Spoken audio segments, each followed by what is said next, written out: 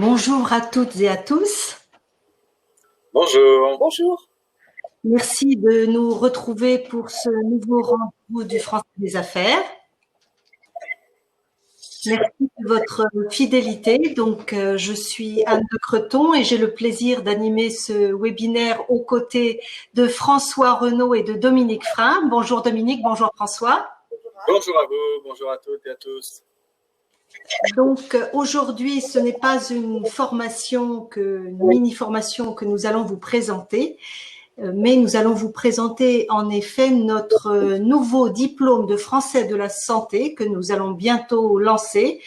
Nous savons que vous l'attendez tous avec beaucoup d'impatience et nous sommes ravis d'être là aujourd'hui pour vous présenter. Vous êtes nombreux, que ce soit responsables de centres agréés, responsables de cours dans des centres de langue, dans des universités. Nous avons également des candidats. Nous sommes ravis.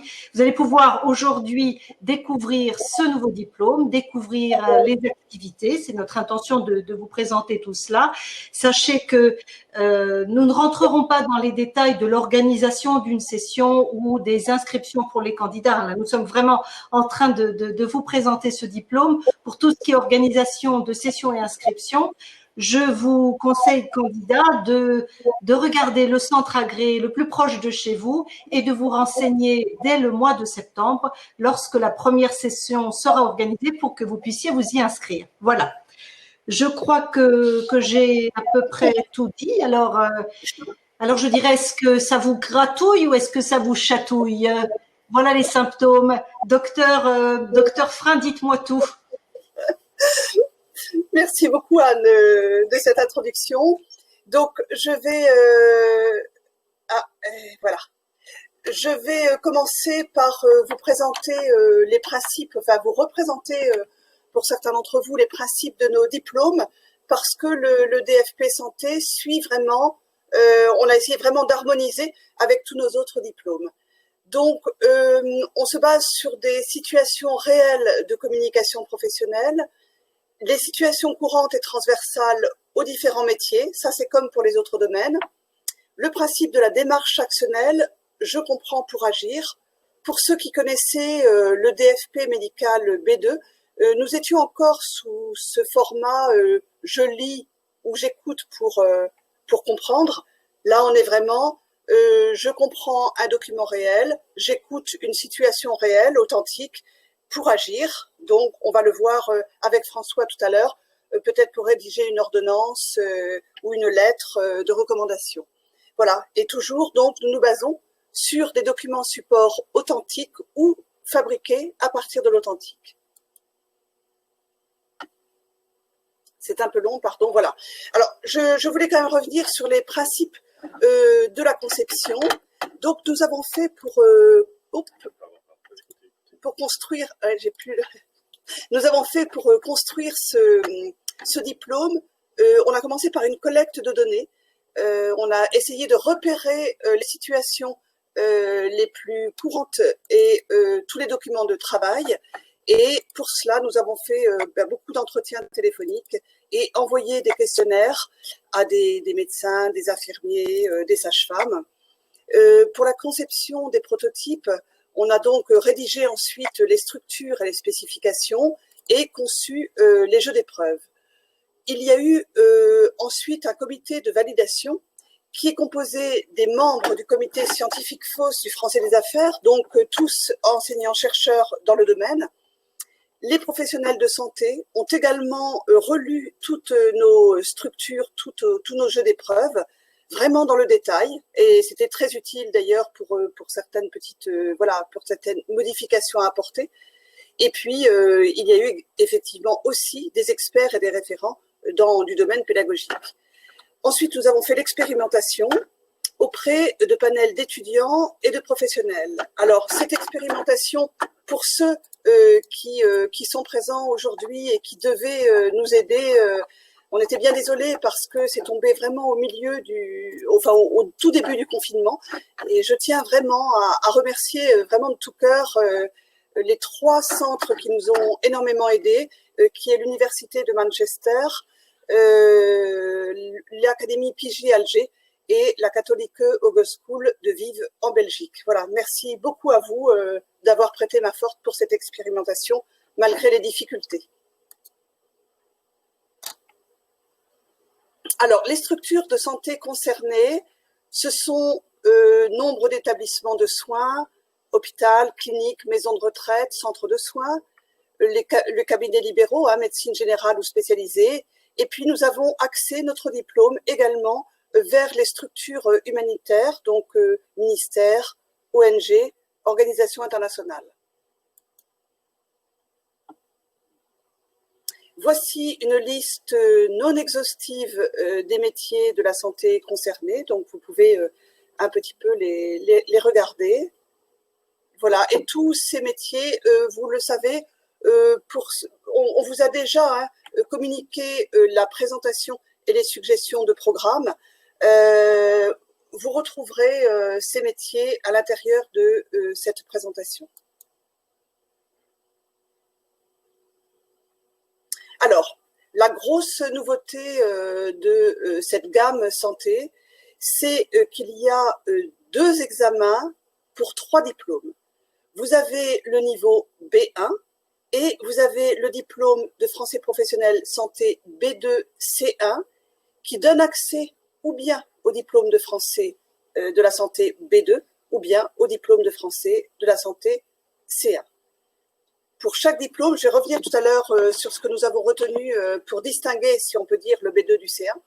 Pour chaque DFP, chaque diplôme de français professionnel, 2 types d'épreuves, comme pour les autres diplômes, comprendre et traiter l'information et interagir à l'oral.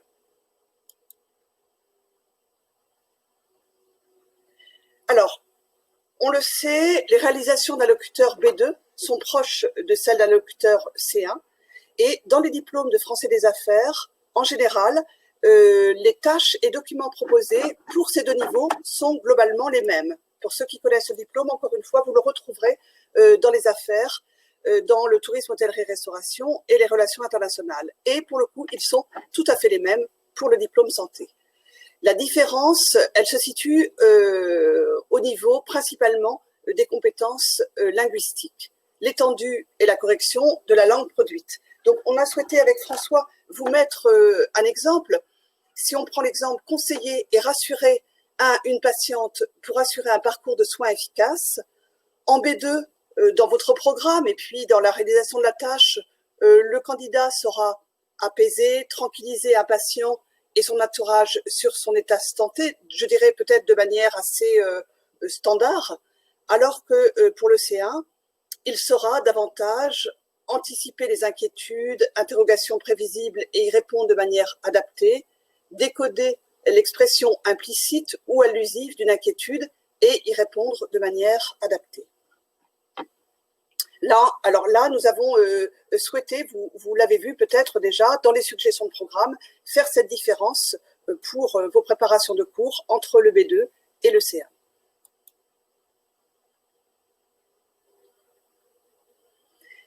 Alors, les avantages pour le centre, eh bien, c'est de valoriser les étudiants qui se distinguent, qui s'approchent un peu de l'excellence, si on peut dire, et puis réunir des étudiants plus nombreux au sein d'une même session.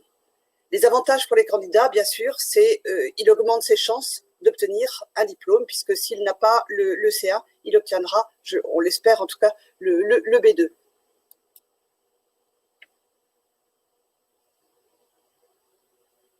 Alors, pour la grille d'évaluation interagir à l'oral, vous les retrouverez également.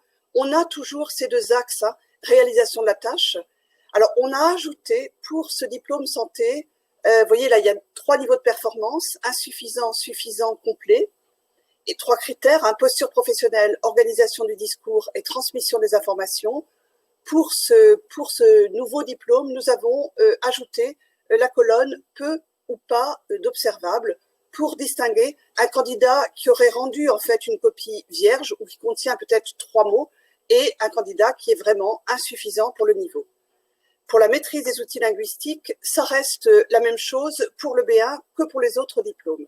Donc 3 niveaux de performance ne correspondent pas au niveau du cadre européen, suffisant pour le niveau du cadre européen, correspond pleinement au niveau du cadre européen. Et 2 critères, lexique et syntaxe, étendue correction, et élocution, fluidité et prononciation. Alors, Dominique, peut-être pour compléter ce que tu viens de dire, oui. Ou le préciser, à propos de cette colonne peu ou pas d'observables, elle est valable aussi bien pour les épreuves, pour les activités interagir à l'oral, oui. que dans la grille d'évaluation des activités de production écrite ou d'interagir à l'écrit. Oui. Là, pour l'écrit, ce sera pour distinguer une copie vierge d'une copie qui contient des éléments mais qui sont insuffisants pour le niveau, par exemple, B1 attendu. Tandis qu'à l'oral, ça permettra de différencier quelqu'un qui reste muet, oui, tout à fait. interdit tout au long de l'activité, par distinction avec quelqu'un qui parle et qui dit des choses, mais peut-être pas au niveau B1 attendu. Voilà, très bien. Oui, merci François. Et puis, alors vous allez voir, pour la grille B2CA, c'est là que tout se passe. Donc, on reste dans les mêmes critères et niveaux de performance, mais vous voyez ici, insuffisant ne correspond pas au niveau B2, donc inférieur au niveau B2, suffisant correspond au niveau B2 et complet correspond au niveau CA. On pourrait ajouter que cette distinction, ces 3 niveaux de performance qui caractérisent le candidat qui passe l'examen B2C1, ouais. Ces 3 niveaux de performance, j'ai oublié de ce que je voulais dire. Voilà, ils caractérisent l'examen B2C1 et c'est ça, c'est ce que je voulais dire. Désolé. Voilà. Et alors maintenant, voilà un petit peu le schéma. Vous le savez peut-être, ce sont les examinateurs de vos centres qui feront passer les interactions orales. Et c'est des correcteurs de la Chambre de commerce qui évaluent les copies, les productions écrites. Ça y est, j'ai retrouvé ce que je voulais dire. B2, inférieur au B2, B2 ou C1, ces niveaux s'appliquent aux critères d'outils linguistiques, aux critères de lexique et syntaxe, oui. Aux critères d'élocution, oui. Non pas aux critères de réalisation de la tâche. Très bien, merci beaucoup.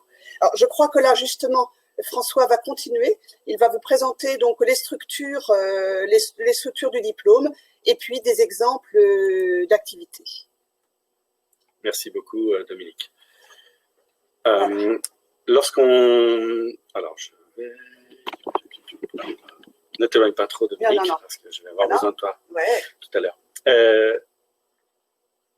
Pour le diplôme de français professionnel santé B1, nous avons l'architecture classique des diplômes de français professionnel, à savoir une partie comprendre et traiter l'information qui se déroule sur ordinateur et une partie interagir à l'oral qui se déroule en face à face avec un examinateur qui interprète le rôle de l'interlocuteur dans une situation professionnelle, essentiellement un patient ou un public de patients ou assimilés.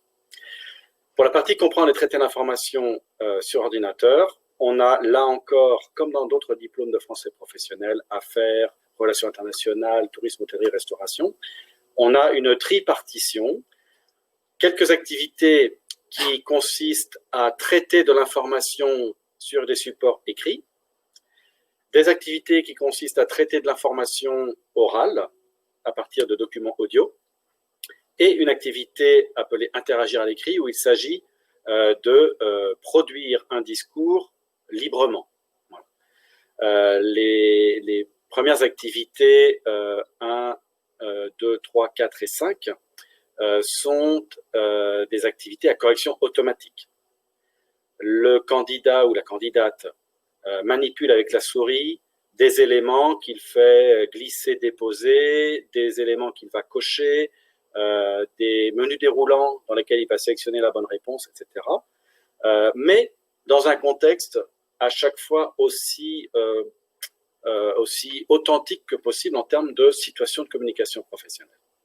Alors, dans traiter et l'information écrite, la première activité consiste à lire un cas, identifier la pathologie dont souffre un patient et lui prescrire le traitement médicamenteux qui correspond. À partir de fiches de présentation de médicaments, tels que ce qu'on trouve dans la littérature spécialisée des médecins. Donc, dans cette présentation des médicaments, identifier les éléments qui correspondent au cas du patient qu'on doit traiter et donc sélectionner le médicament qui convient. La seconde activité consiste à remplir une fiche de liaison dans le cadre d'un transfert d'un patient d'un établissement hospitalier à un autre. J'ouvre mes exemples d'épreuves. Voilà. Et là encore, il va s'agir de identifier et sélectionner les informations pertinentes dans un extrait du dossier du patient pour les réinscrire dans une fiche de liaison qui est le document qui va accompagner le patient d'un établissement à l'autre. L'activité 3, comprendre les différentes composantes de l'éducation à la santé pour produire un support de prévention, là va s'appuyer sur un document de type infographie, tel qu'on en trouve souvent dans les centres de soins, les hôpitaux, etc., et qui décrivent un peu les causes, les conséquences, les traitements, les précautions à prendre pour traiter tel type de maladie bénigne, tel phénomène lié à des conditions de santé particulières, mais toujours dans un contexte assez général, pas extrêmement pointu d'un point de vue médical. Dans l'exemple d'épreuve, par exemple, on a une infographie qui explique le comportement sanitaire à avoir par rapport aux poux, au phénomène des poux dans les cheveux, dont nos enfants sont souvent victimes. Et il va s'agir pour le candidat là de comprendre cette présentation d'infographie typique de l'éducation à la santé pour compléter, là où il le faut, en glissant-déposant les mots qui manquent, cette infographie. Les titres, les explications qui renvoient à des illustrations. La quatrième activité, traiter l'information orale, s'appuie bien sûr sur des documents sonores, des documents audio, des enregistrements. Et là, on va entendre, activité 4, on va entendre un membre d'une équipe soignante expliquer, donner des instructions sur les soins à apporter à un patient. Et le candidat doit, à partir de cet enregistrement, cocher sur une liste l'ensemble des instructions qui ont été mentionnées dans le document. Dans l'activité suivante, on va entendre un patient expliquer son cas dans le cadre d'une consultation et le candidat qui joue le rôle du soignant qui entend ce patient va cocher dans une liste les symptômes évoqués par le patient. On est là dans une illustration d'une activité langagière qui est très présente dans les diplômes de français professionnels, particulièrement, je pense, dans les diplômes de français de la santé, à savoir l'activité de médiation. On a un discours du patient qui est un discours non spécialisé, où il va dire « ça me gratte », je grelotte, ce genre de choses. Le candidat qui, lui, est un professionnel de la santé, va noter des termes plus techniques du type démangeaison, frisson, etc. La dernière activité sur ordinateur, c'est la production d'un écrit professionnel de type lettre de recommandation auprès d'un confrère soignant, médecin par exemple, médecin spécialiste. Et le candidat va s'appuyer encore une fois sur un extrait du dossier patient qui contient toutes les informations à retransmettre au confrère ou à la consoeur, plus des informations qu'on appelle du bruit de fond, hein, des informations qui n'ont pas lieu d'être reprises, sous la forme d'un écrit de format professionnel. Ça, c'était donc la partie qui se fait sur ordinateur. Dans la partie interagir à l'oral, on va avoir, comme d'habitude, deux activités. Une première activité qui est une activité vraiment très interactionnelle, et une seconde activité qui, elle, est beaucoup plus de la production de discours en continu. Pour l'activité 1, il va s'agir pour le candidat d'informer un patient sur un traitement qui lui a prescrit, les précautions à prendre, les habitudes de vie à conserver ou à modifier en fonction de son cas. On donne l'exemple que vous retrouverez dans l'exemple d'épreuve d'un patient qui souffre d'un diabète et auquel le praticien, le soignant, va expliquer ce que cela signifie en termes de régime alimentaire, en termes de mode de vie, etc. Donc on est dans un discours d'information et d'échange pour répondre à des questions posées par le patient. Le patient étant joué par l'examinateur ou l'examinatrice. La deuxième activité, elle consiste à présenter à un large public de non-spécialistes des précautions à prendre, des comportements à adopter sur un sujet de santé publique qui requiert des mesures de prévention. Dans l'exemple d'épreuve, on a ce sujet sur des périodes de canicule. Et on imagine que le candidat se présente dans un établissement qui reçoit des personnes âgées et il doit expliquer aux patients et à leurs familles assemblées voilà, les circonstances, les conséquences de cette période de canicule et les précautions à prendre, par exemple. À chaque fois, le candidat dispose d'un temps de préparation global pour l'activité 1 et 2, puis il va passer et enchaîner l'activité 1 puis l'activité 2 face à son examinateur pour une durée de 5 minutes dans la première activité d'interaction et de 5 minutes dans la seconde activité de présentation. Alors 5 minutes, c'est court pour l'examinateur parce qu'il doit être très attentif pour relever tous les éléments d'appréciation de la performance du candidat, mais c'est long pour le candidat qui doit voilà, parler et occuper le terrain de l'interaction pendant 5 longues minutes. Enfin, longues pour lui. Ça dépend. Peut-être. Des fois, ça passe très très vite et très très bien. Sur la structure du B2, j'espère que je ne vais pas trop lentement, je rentre peut-être un peu trop dans les détails. Faudra voir. Ça ira plus vite sur le B2 parce qu'on n'a que 3 activités. Comprendre et traiter l'information. La première consiste à rédiger une note sur un phénomène de santé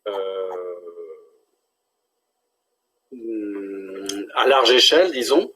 Par exemple, une épidémie Ebola dans un pays d'Afrique. Et voilà, évoquer les points principaux qui caractérisent cette situation en termes de présentation de la maladie, d'épidémiologie, de prévention.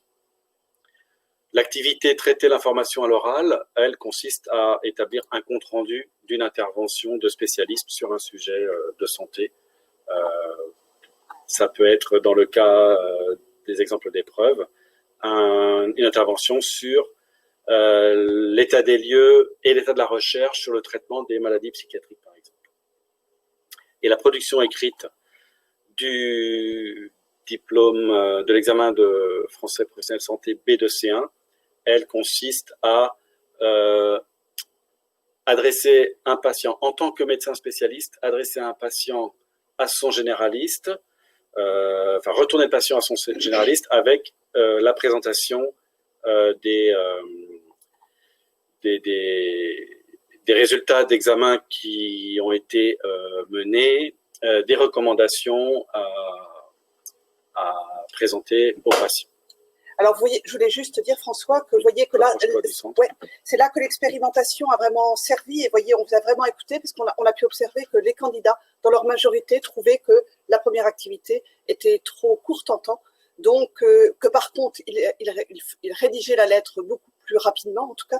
Donc voilà, on est passé de 50, 40 à 30. C'est un des intérêts vraiment donc, de l'expérimentation. Bien sûr. L'expérimentation nous a également permis de réviser les épreuves interagir à l'oral. Oui. Dans l'examen B2C1, elle consiste à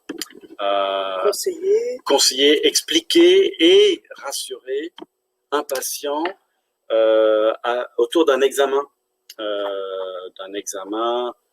d'une opération chirurgicale, d'une intervention qui peut être inquiétante pour le patient. Et donc, il s'agit pour le candidat, voilà, de sentir son patient, de réagir avec efficacité et empathie, exactement. Et il faut des moyens engagés pour le faire, pour, voilà, non seulement expliquer, mais aussi rassurer son patient. L'activité 2, elle consiste à développer un discours continu autour de la description d'une maladie et des activités qu'une association ou qu'une institution de recherche sur cette maladie peut mener auprès du public des patients ou de la population en général. Voilà à peu près pour les structures qui caractérisent ces nouveaux diplômes de français professionnel santé. Un exemple d'épreuve, je vais pouvoir aller vite, oui, puisque je les ai présentés un peu en détail tout à l'heure, et puis vous pourrez revenir sur ce diaporama dans les jours qui viennent. Chaque activité des diplômes santé, comme ceux des autres diplômes de français professionnel, est caractérisée par des écrans qui présentent une situation et une tâche de communication à réaliser, sous la forme d'une espèce de consigne, si vous voulez. Pour réaliser cette tâche, le candidat va s'appuyer sur un document support, écrit ou audio, ou les deux, et il aura un support de réponse sur lequel il va inscrire sa réponse. Alors, pour les activités à correction automatique, il s'agit de glisser, déposer, sélectionner dans une liste déroulante, etc., les éléments qui intéressent. Et dans des activités de production, on sera sur de la rédaction de sujets, la rédaction de discours libres, en fait, dans un format attendu, bien entendu, mais disons que c'est le candidat qui est maître absolu de ce qu'il inscrit et de la forme qu'il donne à son discours. Voici un exemple pour traiter l'information orale. Toujours situation et tâche, document support et support de réponse. Le document support ici étant un document audio. Un exemple de production écrite dans un format attendu.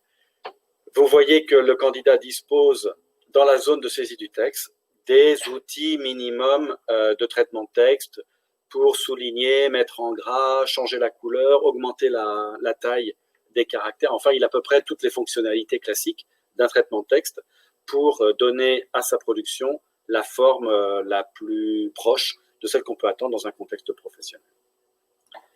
Et dernier exemple proposé ici dans ce diaporama, celui de l'interagir à l'oral, activité 1 du B2C1, où, comme je vous disais, il s'agit d'expliquer une opération, ici par exemple une parasynthèse, les indications, le déroulement, les précautions à prendre avant et après l'opération, auprès des parents d'un jeune patient sur qui on va pratiquer cette opération. Et l'examinateur dispose, lui, d'un support qui scénarise l'interaction et qui lui propose des formules ou des questions à poser, par exemple, au candidat. Voilà, merci beaucoup François. Et là maintenant, évidemment, il vous faudra des outils pour alors déjà accompagner les centres. Hein. Vous avez dû recevoir, mais en tout cas on peut vous l'envoyer sur demande, la présentation du diplôme et les suggestions de programme. Sont en ligne d'ores et déjà des exemples d'épreuves. Alors les corrigés sont réservés au centre. Vous pourrez faire des sessions de démonstration également. Voilà, ça on vous indiquera par la suite. Il y aura également les fiches Numérifos que vous trouverez aussi sur notre site. C'est une banque de données de fiches toutes prêtes à l'emploi. Les tutoriels sont également à venir. Le candidat et les centres, donc les enseignants pourront s'exercer à voir comment ça fonctionne, faire vraiment les exercices, les activités telles qu'elles sont le jour de l'examen. Il y aura le livret du responsable de centre, le guide examinateur et la formation en ligne examinateur qui existe déjà, et le guide du surveillant. Ouais.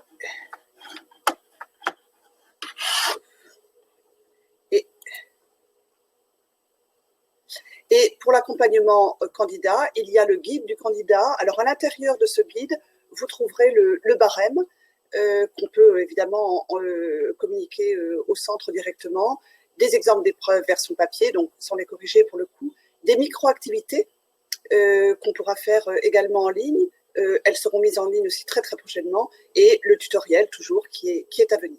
Les micro-activités en français de la santé étant un peu une nouveauté dans le domaine des diplômes de français professionnel. Oui, c'est vraiment une nouveauté, et oui, merci de le dire. Et pour ceux qui avaient une affection particulière pour le DFP médical B2, l'ancienne version, donc on retrouve les activités de lexique justement qu'on a souhaité conserver grâce à ces micro-activités. Comme entraînement, préparation. Oui. Voilà, merci beaucoup à vous, et peut-être que vous avez maintenant des questions à nous poser. Anne nous demandait si ce PowerPoint pouvait être transmis. Oui, Des auditeurs. beaucoup de questions.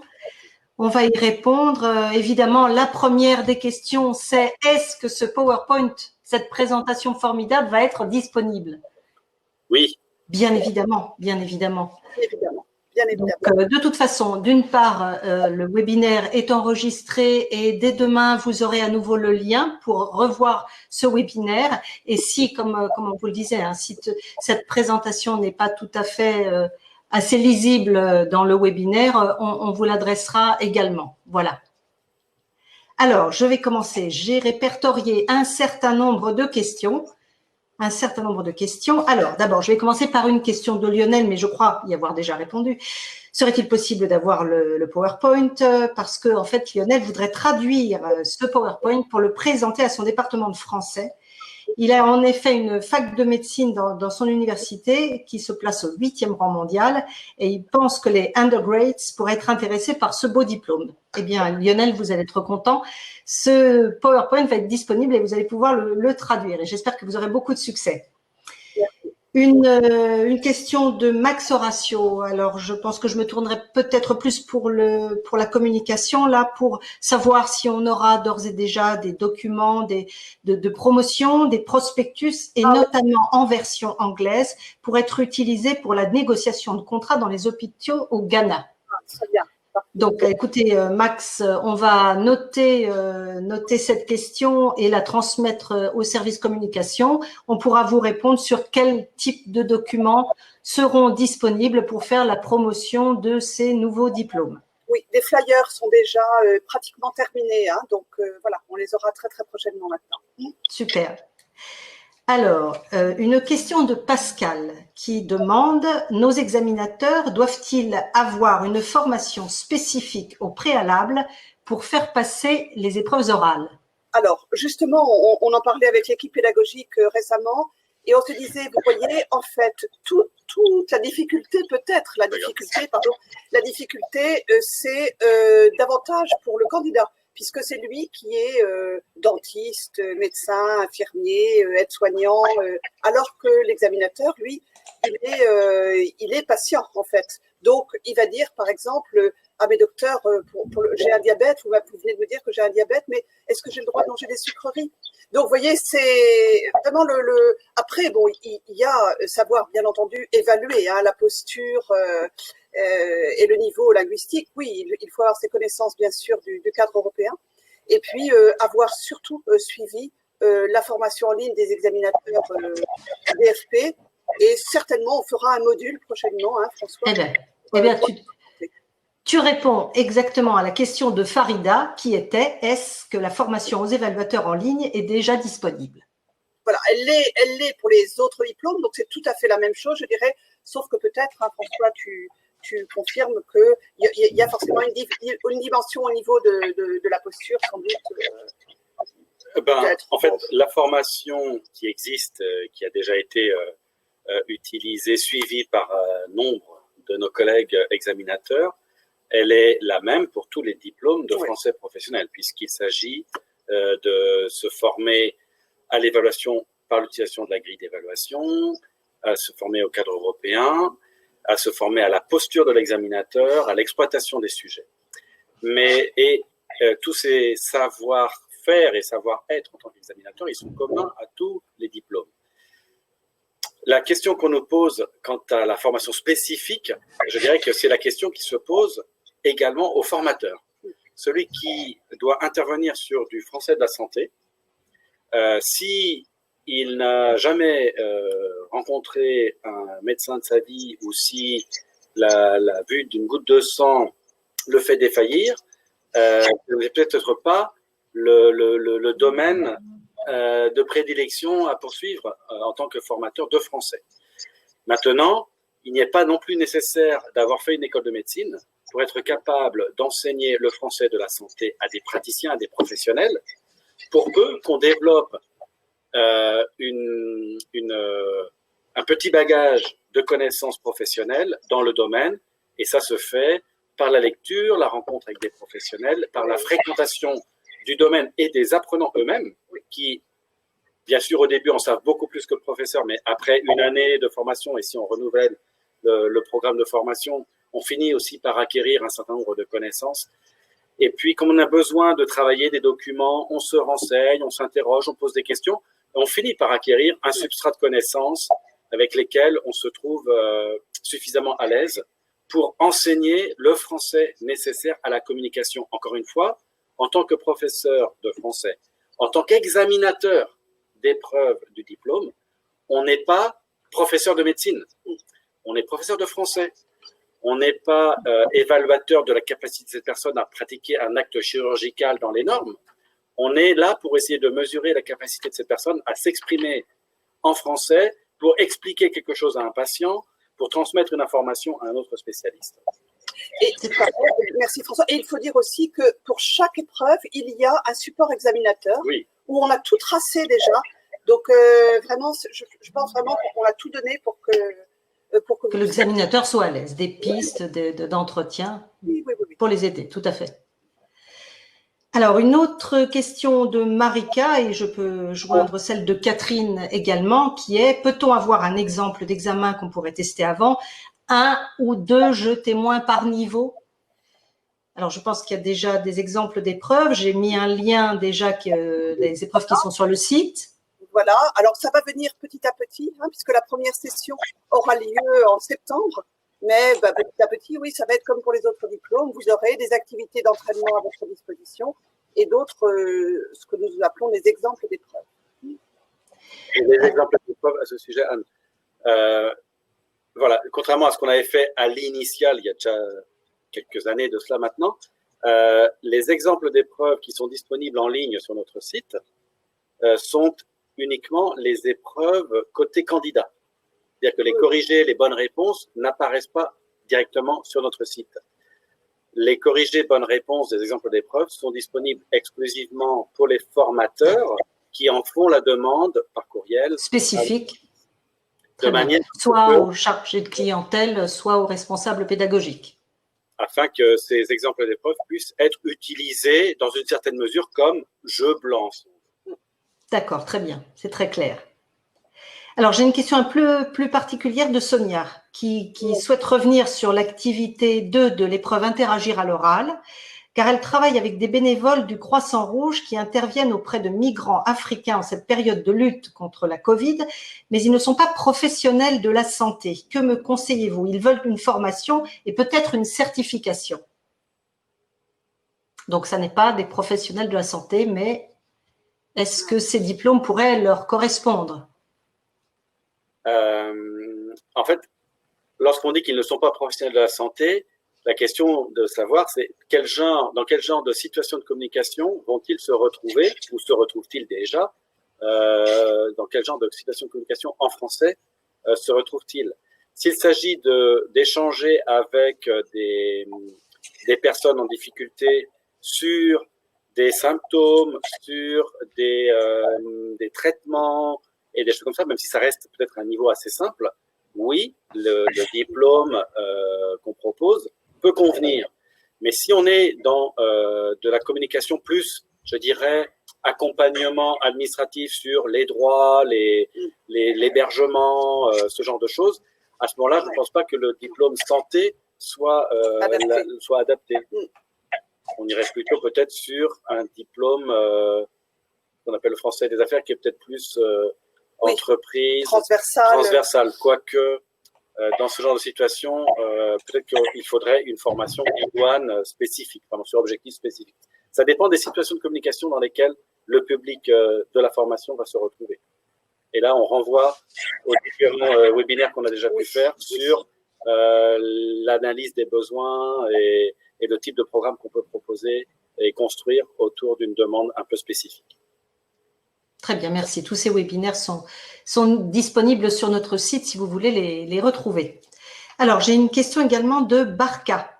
Quand vous parlez de traitement, vous distinguez le langage médical, médecin infirmière, médecin patient, entre les deux? Comment distinguez-vous ces deux langages de médecin infirmière, de médecin patient? Pour l'un, on aborde plus le traitement avec le nom de la molécule, tandis qu'avec le patient, on vulgarisera plus, quitte à donner une marque parfois. Quel est le registre du langage? C'est une excellente illustration de ce que le candidat doit savoir faire en fonction de la situation. Dans certains cas, il est dans une communication de spécialiste à spécialiste, et donc il va devoir utiliser les termes qui conviennent dans cette situation, des termes spécialisés, la molécule par exemple. Dans d'autres cas, il s'adresse à un patient non spécialiste, et là, il va falloir qu'il trouve les mots simples pour expliquer la même chose, pour donner la même information, mais accessible à un patient qui ne connaît pas les noms des molécules actives dans un médicament, par exemple. Voilà. Et puis, on a vraiment créé des documents de manière à ce que quelqu'un qui ne serait pas médecin quand on se rapproche de l'activité de médecine, ou infirmier ou aide-soignant, que le document support donne déjà les réponses quelque part. Il faut le formuler. Voilà. C'est le discours qui parle. Alors, une autre question de Barca.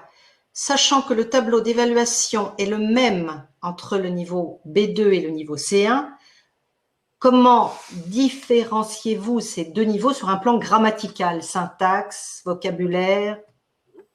Le distinguo se fait sur les aspects, en tout cas on a décidé que le distinguo se ferait sur les aspects linguistiques, voilà. C'est-à-dire le vocabulaire, la grammaire, la syntaxe, l'élocution, quoique l'élocution peut-être entre B2 et C1, la différence n'est pas tellement sensible en termes de production. C'est plutôt dans la capacité à entendre des nuances dans les tonalités, etc., que ça joue.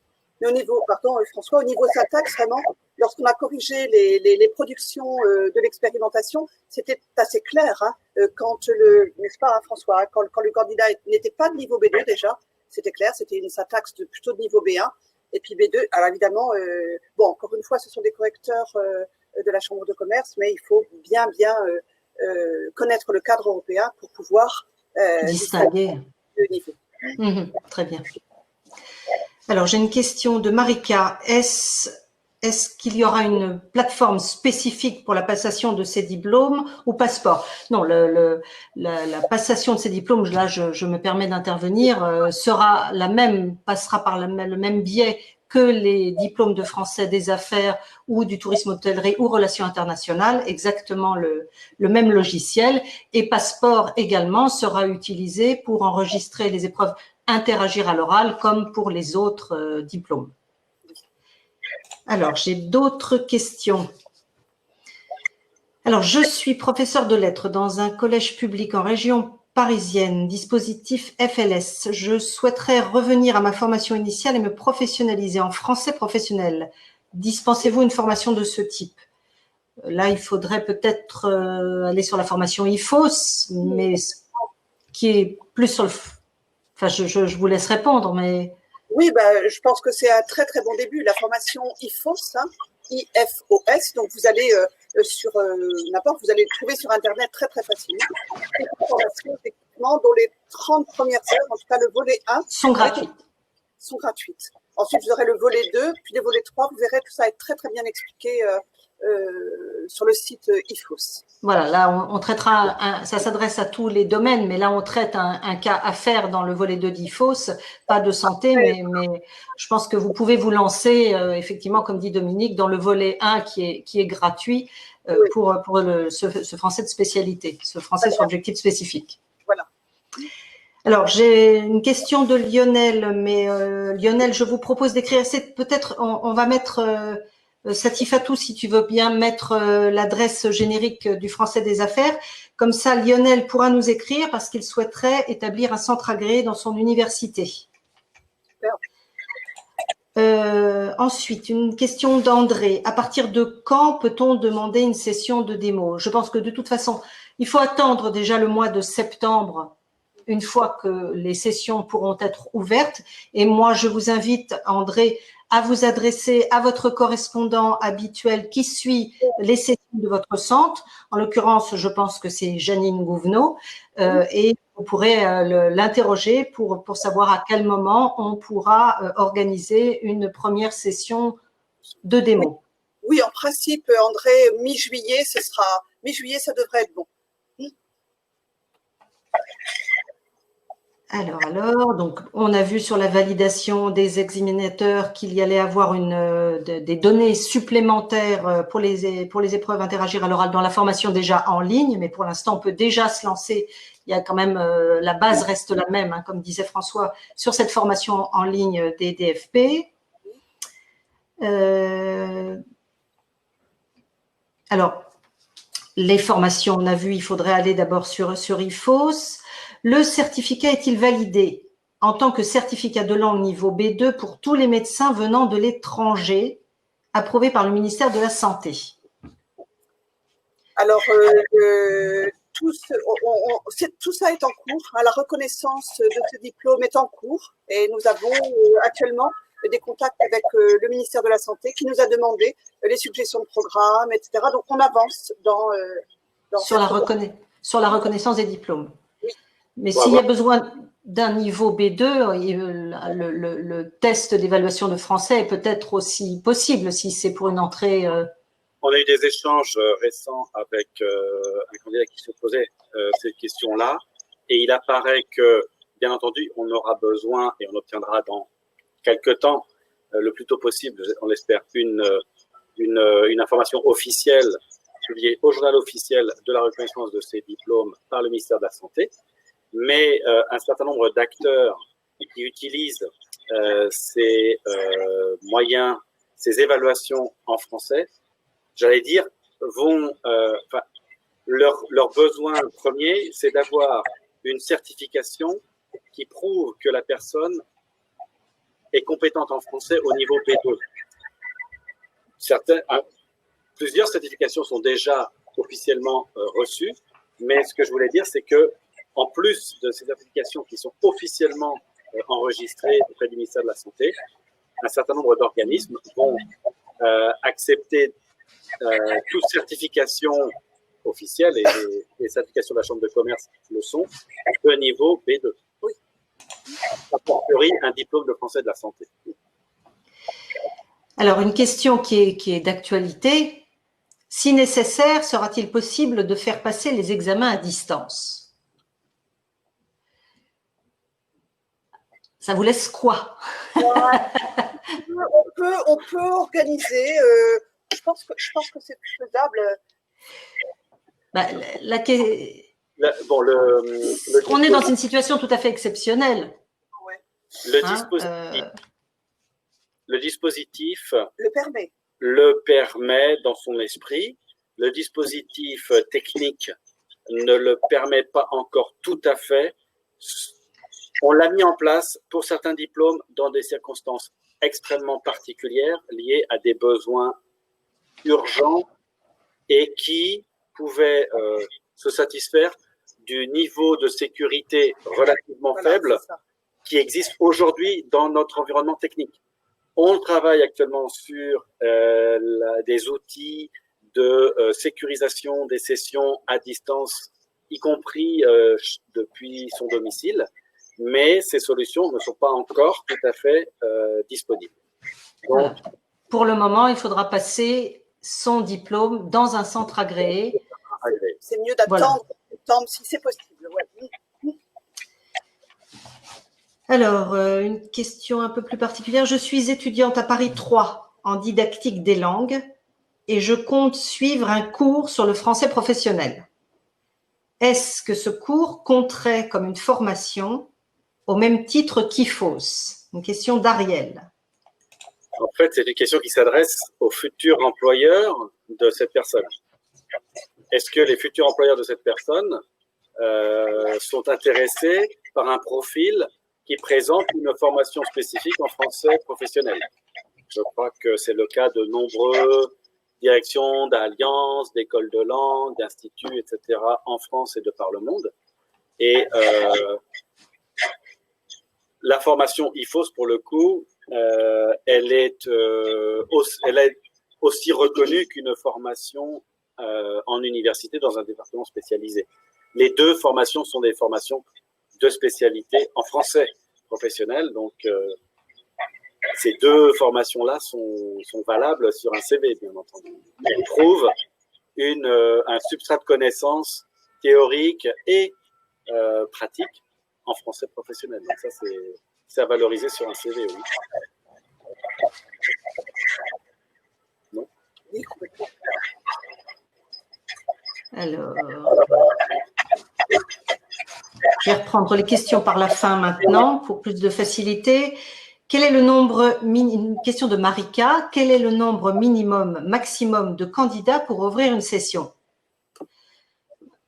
Pour le moment, après. Et après, en fonction des capacités d'accueil techniques dans le centre. Pour le moment, en tout cas, il n'y a pas… Informatique de 200 places, vous pouvez avoir 200 candidats qui composent en même temps. C'est un peu, voilà, c'est pas un peu, c'est beaucoup aussi l'intérêt de ces diplômes maintenant numériques. Donc, pas de minimum, pas de maximum. Non. On est d'accord. Enfin, un, quand même. Au niveau des examinateurs, bien entendu, parce que l'examinateur ne peut pas être le professeur. Donc voilà, il faut s'organiser au niveau des examinateurs pour les épreuves orales.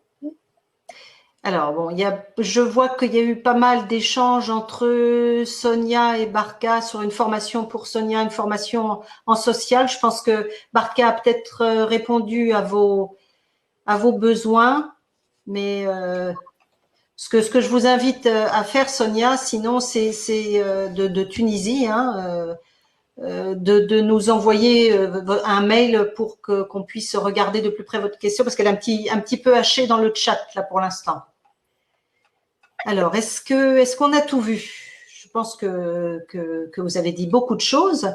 J'espère en tout cas que cela a été très clair pour tout le monde, que vous êtes impatients de découvrir ces épreuves sur notre site, de vous lancer dans la préparation des sessions avec de futurs candidats. Donc, sachez que nous sommes de toute façon à votre disposition pour répondre ultérieurement à d'autres questions.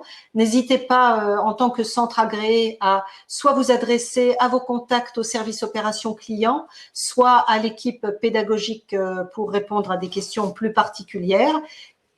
Et aussi, on pourra répondre, on vous invitera à vous informer sur les dépliants et prospectus qui seront bientôt disponibles pour que vous puissiez faire la promotion du diplôme de français de la santé.